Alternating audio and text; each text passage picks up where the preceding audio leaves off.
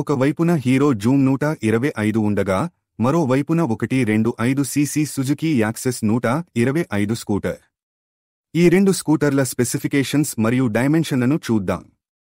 Hero Zoom 125లో ఎక్కువ dimensions లభిస్తాయి. టైర్ల విషయానికి వస్తే జూమ్ 125లో ముందు 12 అంగుళాలు, వెనుక 10 అంగుళాల టైర్లు ఉంటాయి. యాక్సెస్ 125లో ముందు, వెనుక 14 అంగుళాల టైర్లు ఉంటాయి. బ్రేకింగ్ విషయానికి వస్తే రెండు స్కూటర్లలోనూ front disc brake, rear drum brake అందించబడింది.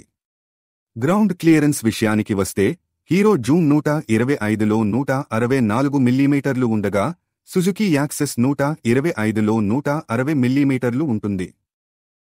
డిస్ప్లే మరియు కనెక్టివిటీ విషయానికి వస్తే రెండింటిలోనూ నెగటివ్ డిస్ప్లే లభిస్తుంది.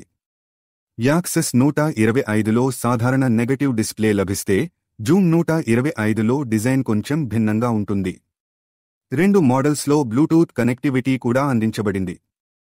ఇక ఫ్యూయల్ ట్యాంక్ కెపాసిటీ విషయానికి వస్తే హీరో జూమ్ 125లో 5.3 లీటర్ల ట్యాంక్ లభిస్తే సుజుకి యాక్సెస్ 125లో 5 లీటర్ల కెపాసిటీ ఉంటుంది.